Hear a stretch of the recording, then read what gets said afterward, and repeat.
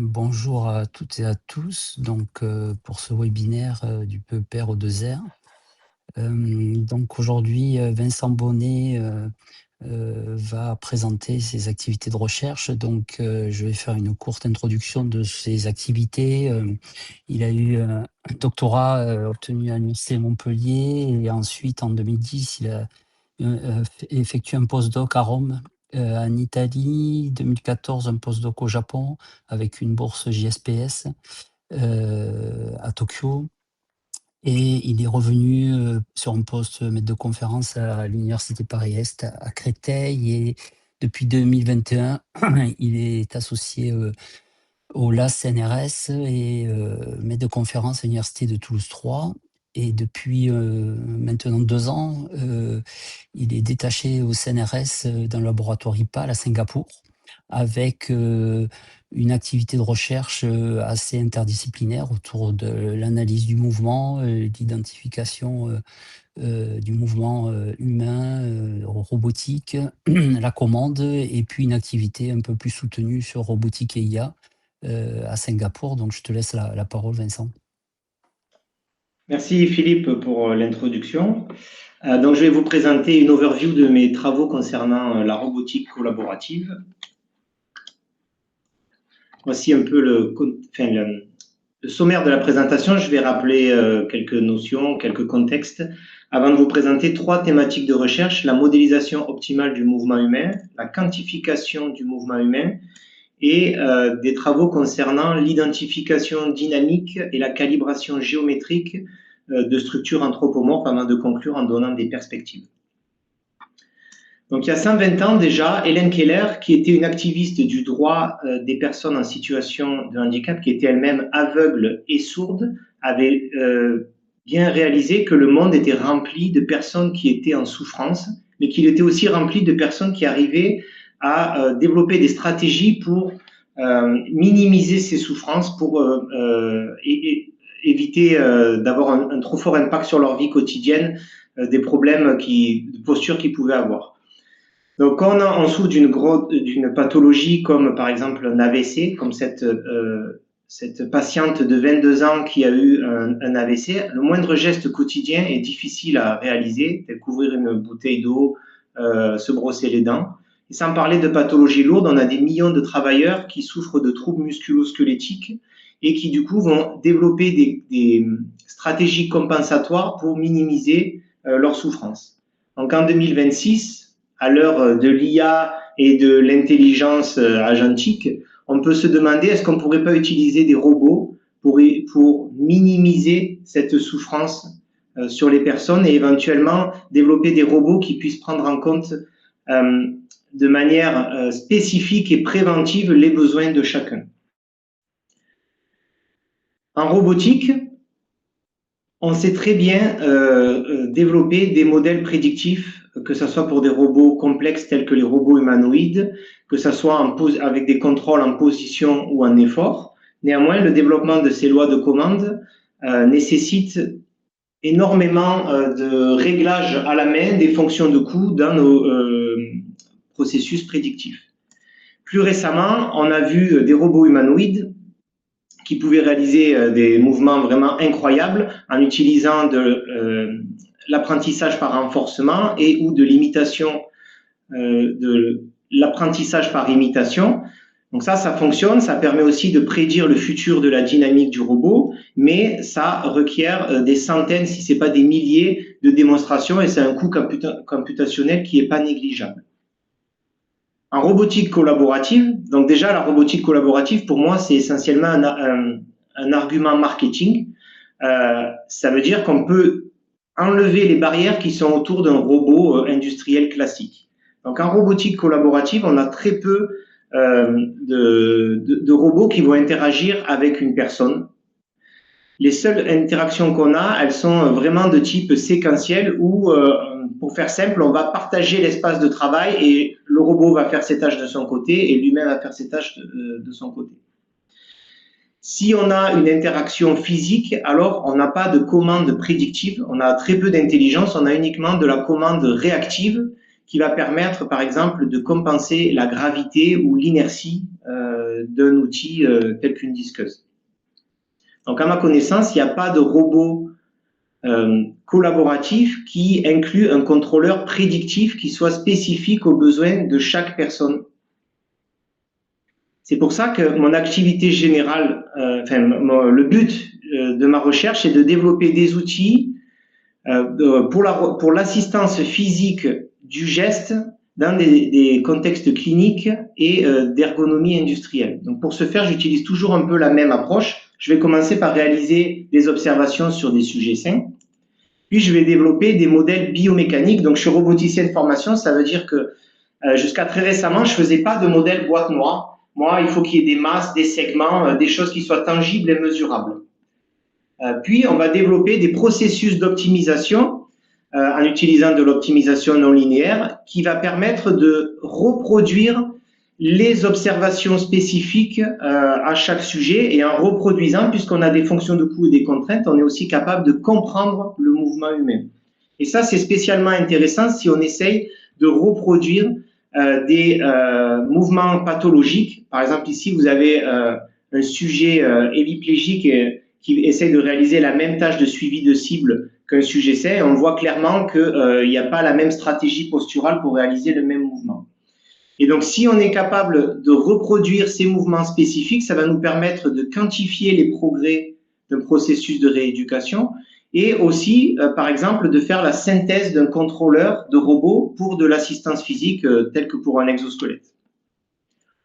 Une large partie de mon activité de recherche concerne également le développement d'outils d'analyse du mouvement humain qui soient à bas coût, portables et faciles à utiliser pour pouvoir collecter des données humaines directement sur le Factory Floor ou dans un environnement clinique. Et enfin, si on veut avoir des modèles qui soient représentatifs de la réalité, il est important de pouvoir identifier ces modèles et notamment les paramètres segmentaires et musculaires des modèles de l'humain. Donc, je vais commencer par la modélisation, la prédiction optimale du mouvement humain, et je vais revenir un peu en arrière à une étude qu'on a réalisée en 2014-2015 avec Philippe Fraisse dans le cadre d'une thèse de CIFRE avec Peugeot PSA. À l'époque, Peugeot voulait étudier l'influence de l'utilisation d'un exosquelette sur la réduction des troubles musculo-squelettiques pour des tâches de vissage d'éléments sous bas de caisse. Donc, on a réalisé une étude biomécanique complète avec de la cinématique inverse, de la dynamique inverse, et on a montré que comme on utilisait l'exosquelette, globalement, l'humain minimisait la somme des couples articulaires. Donc, c'est une image du travail mécanique, ce qui est bien. On peut se dire que ça va minimiser la fatigue, ça va réduire les troubles musculo-squelettiques. Or, quand les personnes portaient l'exosquelette, tout le monde disait que le mouvement était bizarre, non naturel. Et par non naturel, on a entendu non optimal. Donc, on a proposé de développer un modèle biomécanique du membre supérieur associé à un processus d'optimisation directe qui vise à prédire les trajectoires mesurées sur l'humain tout en minimisant une somme de fonctions de coût biomécaniques et en respectant des contraintes liées à la biomécanique de la tâche, telles que les butées articulaires ou le fait que la main, à la fin du mouvement, doit être positionnée sous le bas de caisse. Le problème, c'est que lorsqu'un ouvrier réalise ce mouvement de vissage d'éléments, on ne sait pas s'il minimise alors comment on dit jerk en français, le soubresaut, c'est-à-dire est-ce qu'il minimise la dérivée de l'accélération de la main dans l'espace pour produire un mouvement lisse. La secousse. Ou est-ce qu'il... pardon? La secousse. La secousse, ah ouais, pardon. J'ai l'habitude de faire ce talk en anglais, je suis désolé. Ou est-ce qu'il minimise la somme des couples articulaires? Ou peut-être c'est plus probable, est-ce qu'il minimise pas une fonction hybride qui est fonction de plusieurs fonctions de coût? Et dans ce cas-là, il faut déterminer le poids qui est devant chacune de ces fonctions de coût. Et trouver les poids qui sont devant ces fonctions de coût, dans la littérature, ça s'appelle le problème du contrôle optimal inverse. Classiquement, ce problème, il est résolu avec un processus d'optimisation à deux niveaux. En bas, vous avez le premier processus d'optimisation direct que j'ai présenté précédemment. Et un deuxième processus d'optimisation va chercher à minimiser cette loss function qui est juste la différence, c'est un least square entre les prédictions et les mesures des trajectoires humaines. Ça fonctionne, mais c'est très lent. Donc, c'est des résultats qui ont été obtenus avant l'ère des GPU, mais pour un seul essai d'un seul sujet, il fallait entre 2 et 3 jours de calcul pour retrouver les poids des fonctions de coût et générer des trajectoires qui ressemblent à celles de lui-même. En moyenne, on trouvait des trajectoires avec une erreur à 8 degrés. On peut se dire, ah, c'est plutôt correct. Sauf que si on regarde dans le détail, on voit que pour certains angles, on peut avoir une erreur d'amplitude articulaire qui est très importante. Et du coup, on peut se poser la question sur quel est le sens d'interpréter ces contributions de fonctions de coût quand on a des erreurs qui peuvent aller jusqu'à 30 degrés. Si on regarde, par exemple, la trajectoire de la main, on voit la trajectoire mesurée de la main en rouge, on voit qu'à la fin du mouvement, on a des petites... on a des variations qui ne sont pas du tout prédites par notre modèle. Et pourquoi? C'est parce que nous, on utilise le même poids pour l'ensemble de la trajectoire. Or, il semblerait que l'humain, par exemple, quand il fait une tâche de pointage, au début, au milieu et à la fin du mouvement, il ne fasse pas forcément il minimise pas la même chose. Ça, c'est des choses qui sont très connues dans la littérature en contrôle moteur humain. Néanmoins, les limites computationnelles de l'approche à 2 niveaux ne nous permettent pas de mettre des poids qui vont varier dans le temps. Donc, pendant longtemps, on était cantonné à des problèmes assez simples, des problèmes linéaires, par exemple de répartition de force sous des points de contact. Ça, c'est une étude qu'on avait fait avec Christine Azevedo au LIRM, où on était intéressé à trouver la répartition des efforts sous chacun des points de contact pendant une tâche de levée de chaise pour des patients qui utilisent de la Functional Electrical Stimulation. Donc ici, c'est pareil, on va développer un modèle biomécanique. On va collecter des données sur des sujets sains et on va utiliser de l'optimisation à 2 niveaux pour trouver les poids devant chacune des fonctions de coût. Et ici, ça fonctionne parce que les poids les fonctions de coût sont vraiment simples et quadratiques. Et on arrivait à prédire assez finement les forces sous chacun des points de contact. Donc, je vous passe les détails, mais pendant une dizaine d'années, on a développé plusieurs méthodes pour essayer d'améliorer le temps de convergence de nos algorithmes de contrôle optimal inverse. Et récemment, je me suis intéressé à ce qu'on appelle le Inverse Reinforcement Learning. Donc, le Inverse Reinforcement Learning, il vise à retrouver la fonction de récompense qui est utilisée par un algorithme d'apprentissage par renforcement. Et donc, c'est des mots qui sont différents, mais dans la réalité, c'est exactement pareil que l'inverse optimal control. Sauf que initialement, ça, c'était utilisé pour trouver les trajectoires préférentielles de chauffeurs de taxi dans des grandes agglomérations américaines. Et c'était uniquement basé sur des approches type boîte noire. Donc, il n'y avait pas de modèle mécanique, pas vraiment de fonction de coût modélisée qui était sous-jacente. Donc, on a repris les travaux de la littérature et on a modifié l'approche de manière à pouvoir inclure des fonctions de coût biomécaniques. Et notre travail à nous, il a visé à pouvoir pondérer. Donc ici, on a une fonction de coût qui vise à maximiser la probabilité que l'observation réalisée sur la personne, elle soit, elle soit la plus différente possible d'un set de fonctions, d'un set de trajectoires non optimales qui est positionné au dénominateur ici. Donc, comme c'est une probabilité, en théorie, il faut qu'on génère un nombre infini de trajectoires. Et l'infini, c'est difficile à réaliser de manière efficace. Donc, notre travail, nous, il a visé à pondérer ces trajectoires et à sous-échantillonner ce set de trajectoires non optimales.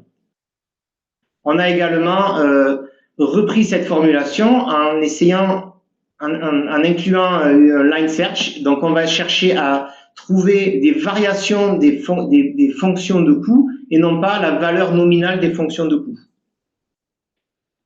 Donc, je vais vous montrer maintenant quelques applications. On l'a appliqué à un problème de répartition optimale des forces musculaires pendant de la marche de sujets pathologiques. Donc ici, on a un modèle à 35 muscles qui doivent générer les couples articulaires des hanches, des chevilles et du genou. Et dans la littérature, pour résoudre ce problème redondant, il y a une quinzaine de fonctions de coût qui ont été proposées. Donc jusqu'à présent, toutes ces fonctions de coût, elles sont utilisées séparément. Et on a proposé d'utiliser notre algorithme d'inverse reinforcement learning pour prédire, en fonction du temps, l'évolution des fonctions de coût. Et vous voyez qu'ici, on est capable de reproduire vraiment finement les forces musculaires qui sont nécessaires à la génération des couples pendant la marche. Donc, si on compare à l'approche classique qui est celle ici nommée bilevel, on voit qu'on est capable de réduire par 6 l'erreur root mean square. Et pourquoi? Parce qu'ici, on peut avoir des poids qui varient en fonction du temps, et notamment, on trouve deux grandes classes de poids qui correspondent en fait à la phase de simple support et la phase où le pied est en vol. On l'a aussi appliqué à une autre tâche de pointage qui est très connue dans la littérature. Ici, on a une personne dont les yeux ont été bandés et on demande à la personne de pointer un point. Et il y a uniquement la position sur l'axe horizontal qui est contrainte. De la même manière, on a des fonctions de coût biomécaniques qui sont issues de la littérature en contrôle moteur humain. Et si on compare une trajectoire humaine mesurée avec la prédiction obtenue avec un bilevel, on voit encore une fois que notre prédiction, elle permet pas de reproduire toutes les courbures qu'on observe sur la mesure de l'humain. Or, si on applique notre algorithme, on voit qu'on est capable de prédire vraiment finement ces trajectoires. Pourquoi? Parce qu'encore une fois, dans cette tâche, quand la personne elle bouge, elle va minimiser des fonctions de coût différentes au début, au milieu et à la fin du mouvement. Notamment à la fin du mouvement, on va minimiser l'accélération articulaire de telle sorte, on va ralentir pour pas venir taper dans la cible. Donc, qu'est-ce qu'on peut faire avec ces fonctions de coût, mis à part expliquer le mouvement humain? On peut utiliser ces fonctions de coût directement dans un contrôleur prédictif de robot. Donc ici, en plus, on peut, comme c'est du MPC, on va pouvoir imposer des contraintes de sécurité du type que le robot ne peut, il y a des zones que le robot ne peut pas atteindre pour éviter d'avoir des collisions avec un sujet. Donc ici, on a Maxime, mon ancien doctorant, qui porte un bandeau sur les yeux. On va mesurer la position articulaire des bras au premier instant d'échantillonnage et avant que Maxime commence à bouger, le robot va prédire où est-ce qu'il va positionner sa main et il va pouvoir lui amener la boîte de telle sorte à ce que Maxime va pouvoir lui donner un objet de manière efficace. Donc avec cette méthode, on obtient un gros taux de succès, environ 88% de succès. Les fois où ça fonctionne pas, c'est parce que l'hypothèse planaire qui est faite dans ce modèle, elle n'est pas respectée par les sujets. Donc, il y a certains sujets qui vont faire un mouvement en 3 dimensions et donc ils vont rater la boîte, mais pas parce que le robot n'a pas bien prédit la position. On a aussi appliqué cet algorithme à des tâches plus complexes, comme du lever de charges lourdes. Ici, on a modélisé. Donc, on a dissocié les couples articulaires des membres inférieurs, des épaules et du coude. Et on a aussi rajouté une contrainte qui est un petit peu plus cognitive, qui est que la personne, quand elle réalise le lever de charge, elle a peur de taper avec la boîte sur la table. Donc, on obtient ce type de prédiction. Et vous voyez qu'ici, le poids qui est lié à l'évitement de collision, à la fin du mouvement, il est vraiment important. Et si on ne met pas ce poids, en fait, on trouve une trajectoire de la boîte qui passe vraiment au ras de la table et qui n'est pas du tout représentative de ce qu'une personne ferait. Là aussi, si on compare avec une approche classique à bilevel, on peut diviser par 3 ou 4 l'erreur RMSE. De la même manière, on est en train d'implémenter les fonctions de coût qui ont été retrouvées dans un contrôleur prédictif pour aider une personne à faire du lever de charge lourde. Voilà. Donc ici, ce qui nous manque, c'est de pouvoir mesurer en temps réel l'état de la personne, c'est-à-dire sa cinématique et sa dynamique. Donc ça Ça m'amène au deuxième aspect de mon activité de recherche, qui est la quantification du mouvement humain. Donc, quand on veut mesurer le mouvement humain, classiquement, les systèmes de référence, c'est des systèmes dits de stéréophotogrammétrie avec des petits marqueurs qu'on positionne partout sur un sujet. Ces systèmes, ils sont très précis, mais ils ont le désavantage d'être chers, de nécessiter de la calibration, d'avoir des caméras et des câbles partout, donc on ne peut pas les utiliser directement sur le Factory Floor ou en environnement clinique. C'est pourquoi on a proposé différents outils pour l'analyse du mouvement humain qui soient à bas coût, faciles à utiliser et portables. Notamment, on a proposé de développer des VIMU, des Visual Inertial Measurement Units.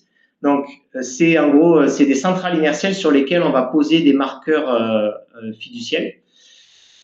Et on a été assez loin dans le développement de ces systèmes puisqu'on avait une petite valise vraiment presque un produit commercial. Et ça, c'est vraiment important parce que quand on veut aller à l'hôpital, il faut être crédible vis-à-vis des cliniciens et il faut qu'on ait quelque chose qui soit utilisable en milieu clinique et pas avoir des fils et des batteries partout. Puis, on a combiné ces systèmes avec, donc il y a 2-3 ans, c'était nouveau, des algorithmes markerless qui permettent d'obtenir les centres articulaires d'une personne à partir d'une image RGB. Ça, c'est du machine learning purement. Et on a appliqué ça à différentes tâches, donc de l'analyse posturale, de l'analyse de la marche. Donc ici, la caméra, elle est portée sur un robot mobile. Et aussi des tests cliniques, que ce soit des membres supérieurs ou des membres inférieurs. Donc, on voit ici que notre système, il nécessite que 2 capteurs, un sur la main et un sur le torse. La personne, elle est torse nu avec des marqueurs uniquement pour la validation du système.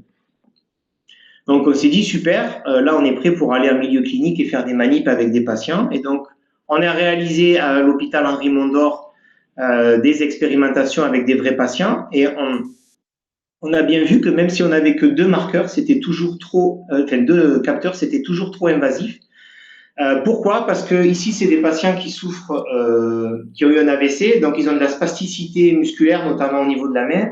Et ils vont faire très souvent des mouvements pour réduire la spasticité. Ils vont frotter la main contre la table, etc. Donc ça va faire bouger le capteur. Ça veut dire qu'il faut recalibrer le système. Donc tout ça, c'est des critiques qui s'appliquent également au système de référence de motion capture.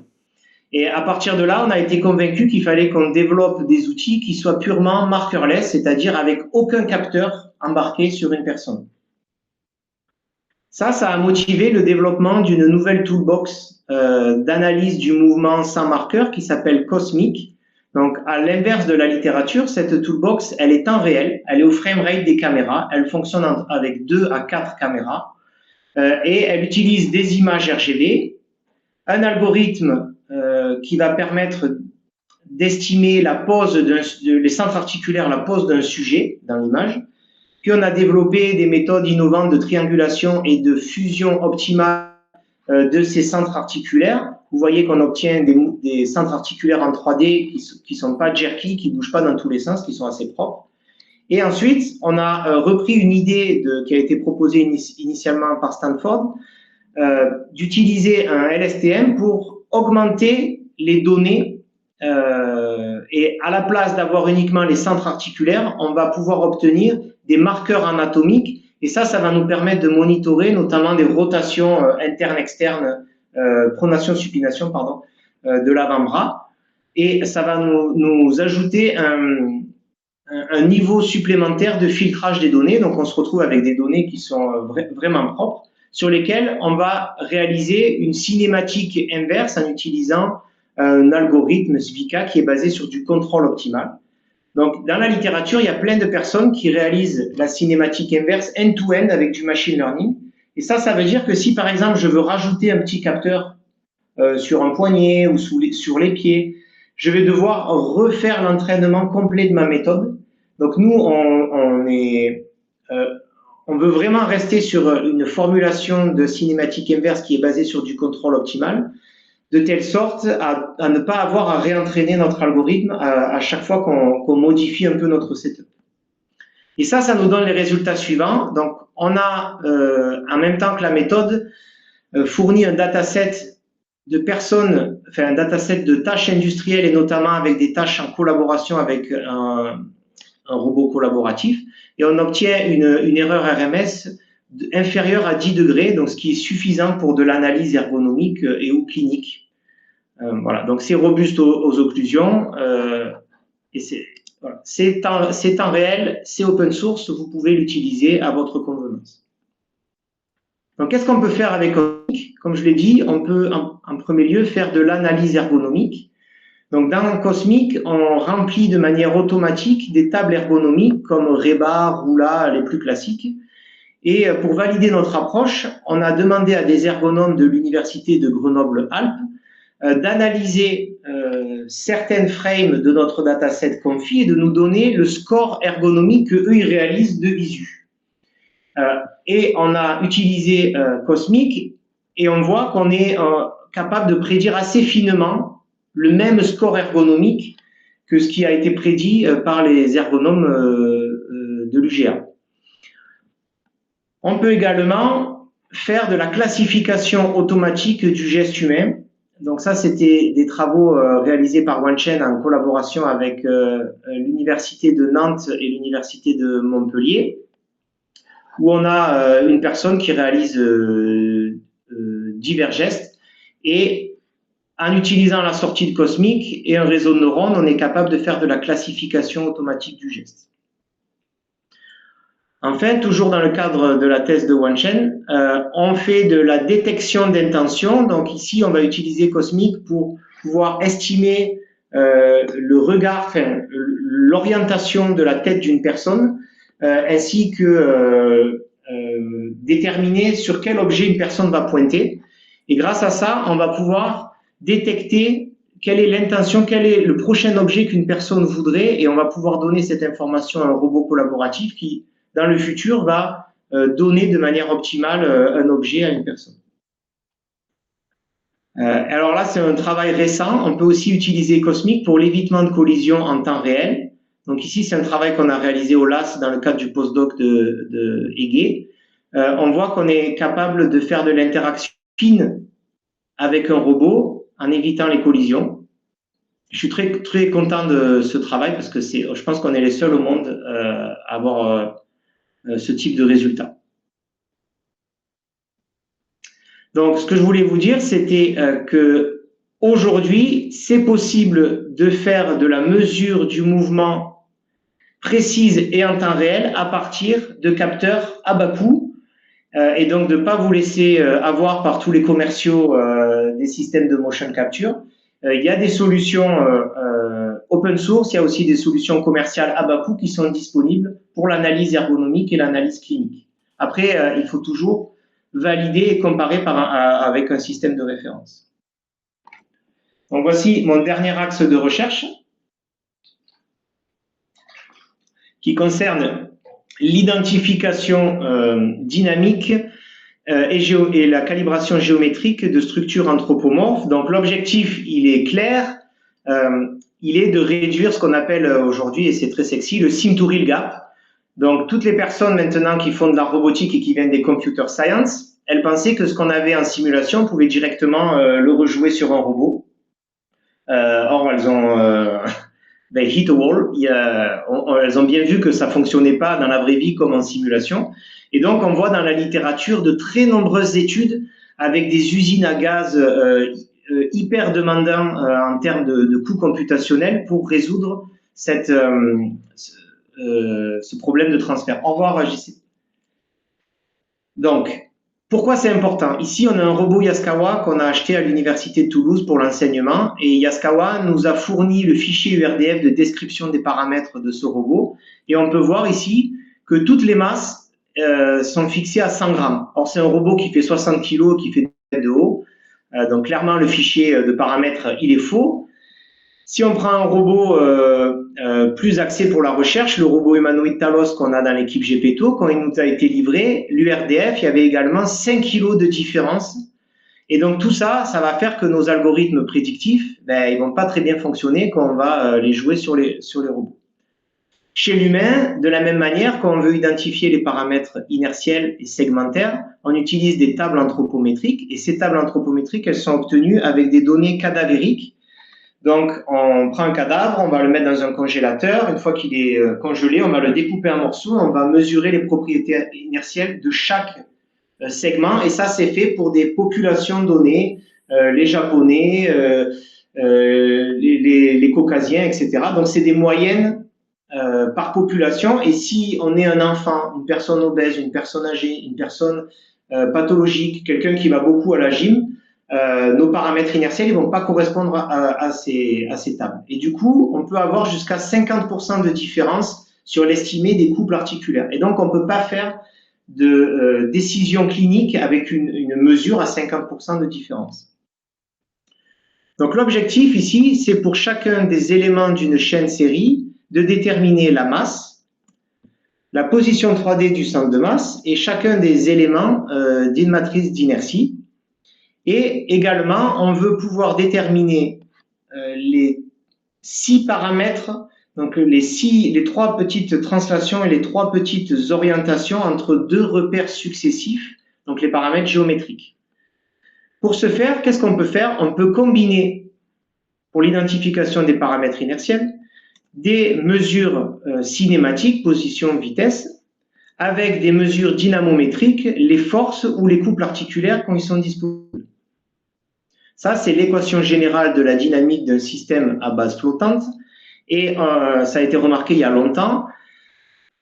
Les paramètres inertiels, ils sont linéaires par rapport aux mesures des efforts. Donc, on peut tout réécrire comme un modèle d'identification linéaire en construisant une grande matrice qui s'appelle la matrice régresseur. Et si on veut avoir des bons résultats d'identification, il faut pouvoir collecter des données en utilisant des mouvements qui soient excitants.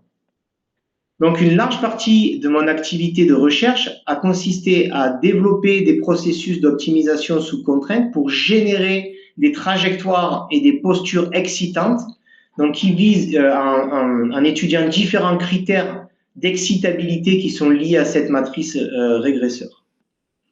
Et donc, qu'est-ce que ça donne? Ici, on a une trajectoire excitante pour un robot manipulateur. Et en moins de 10 secondes, on est capable d'identifier très précisément la dynamique de ce manipulateur. Vous voyez ici une comparaison entre les couples mesurés sur le robot et les couples estimés. On voit que c'est très proche. Et grâce à ça, qu'est-ce qu'on peut faire? On peut par exemple faire de la commande en effort sans capteur d'effort externe.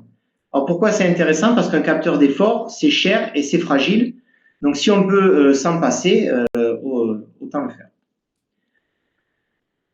On peut utiliser les mêmes méthodes pour identifier la dynamique d'un robot humanoïde. Donc ici, la mesure des efforts, elle est externe, elle est réalisée par ce capteur d'effort ici, sur lequel on va suspendre le robot humanoïde.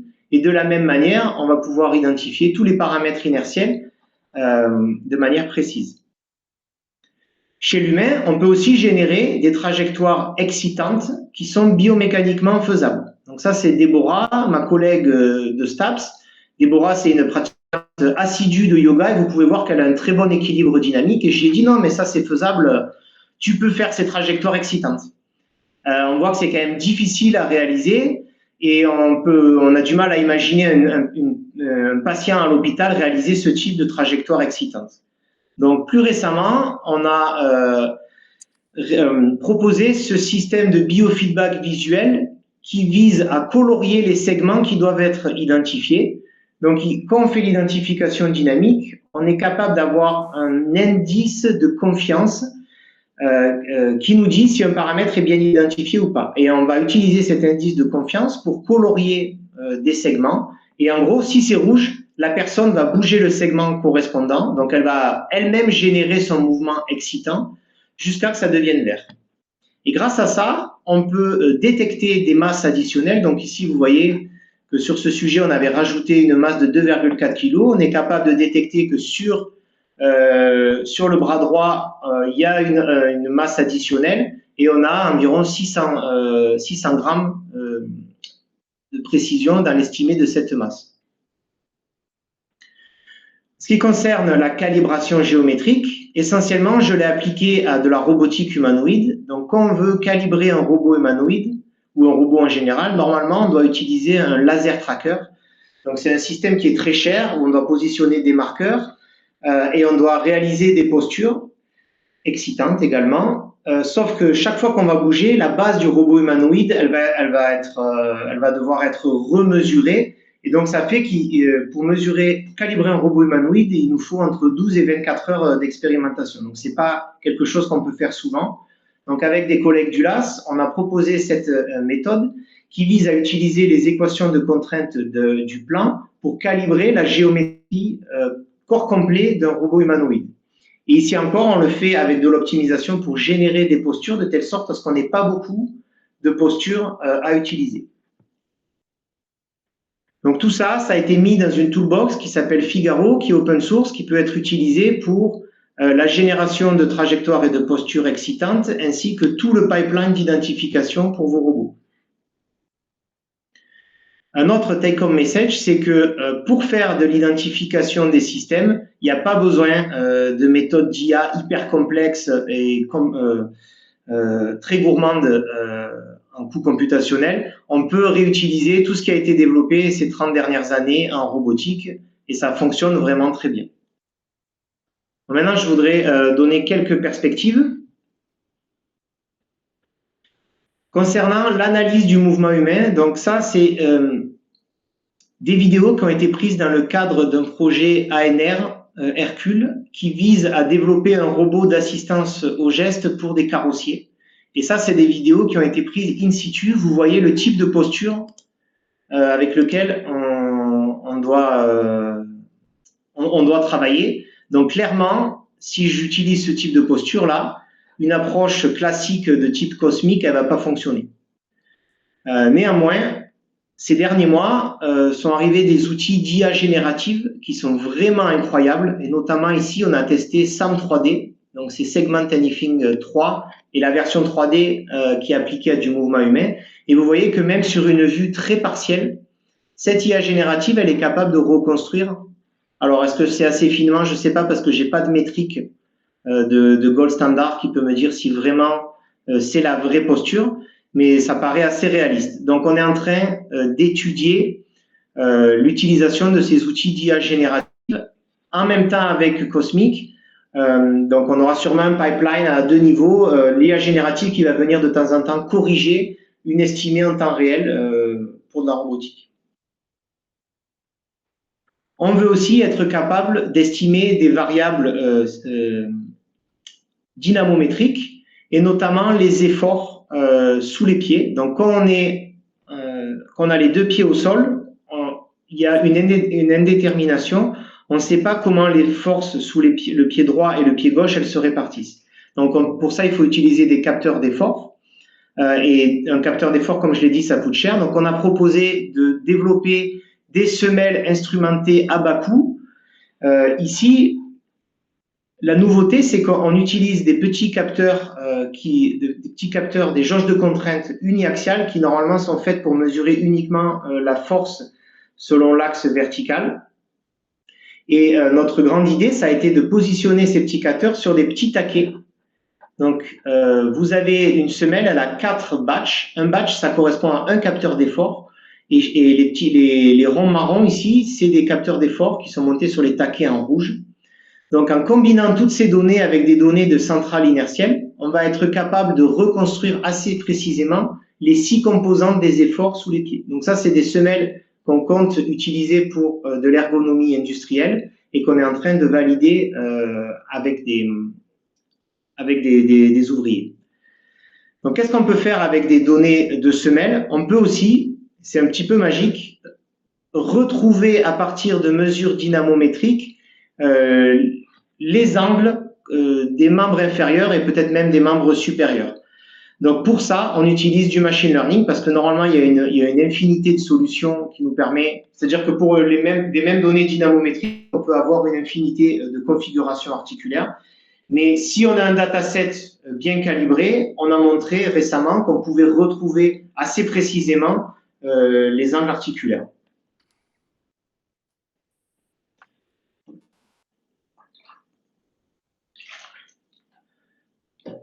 D'autres perspectives, elles concernent la prédiction du mouvement humain. Donc, ce qu'on est en train d'essayer de faire à Singapour, c'est de construire un modèle fondationnel du mouvement humain et un modèle qui soit explicable. Donc, un modèle fondationnel, normalement, c'est basé sur une énorme quantité de données. Donc, j'aime bien cette figure qui montre que, par exemple, pour la robotique, on n'a que 0,001% du volume de données qui a été utilisé pour entraîner ChatGPT.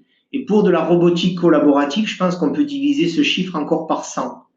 Donc, il n'y a pas de données qui nous permettraient de développer un contrôleur de robot purement basé sur de l'IA pour de la robotique collaborative.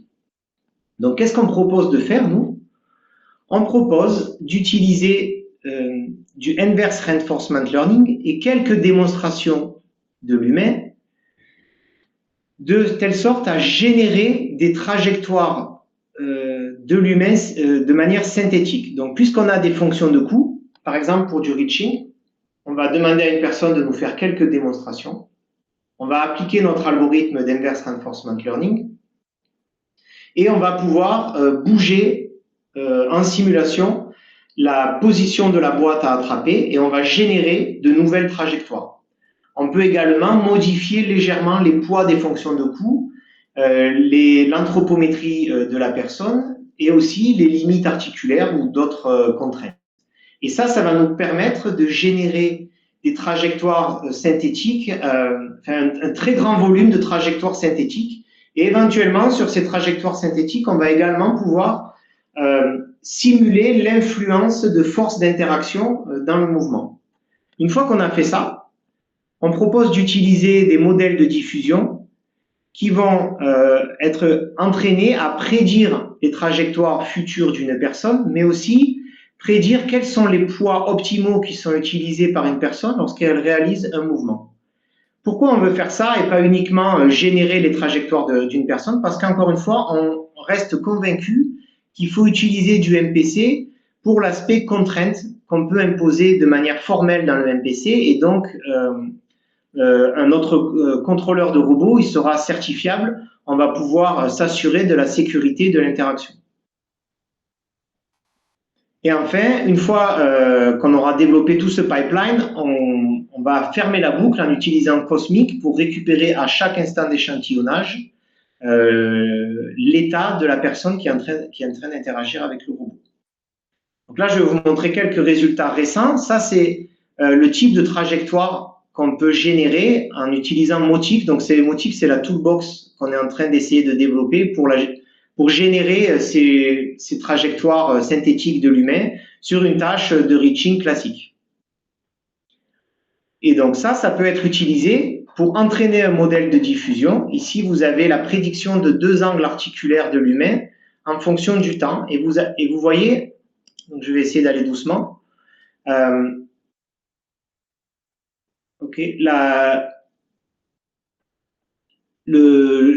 courbe en bleu, en pointillé, c'est la courbe qu'il faut qu'on reproduise.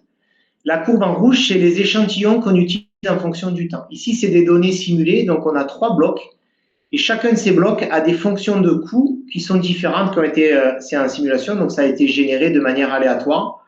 Et vous voyez qu'au début de la prédiction, on n'a que quelques échantillons et c'est normal, le modèle de diffusion va nous générer plusieurs solutions faisables pour cette trajectoire. Et plus on avance dans le temps, plus la prédiction va se raffiner et à la fin, on va être capable de générer une trajectoire qui ressemble vraiment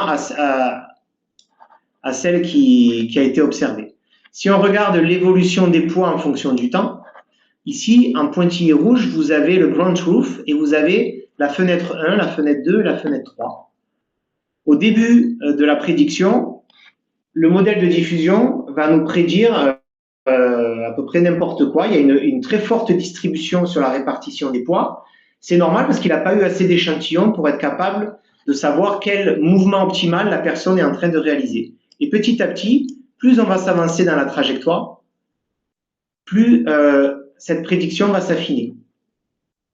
Donc ça, c'est des résultats très récents qu'on a obtenus dans le cadre de la thèse de Vladimir Tselodou.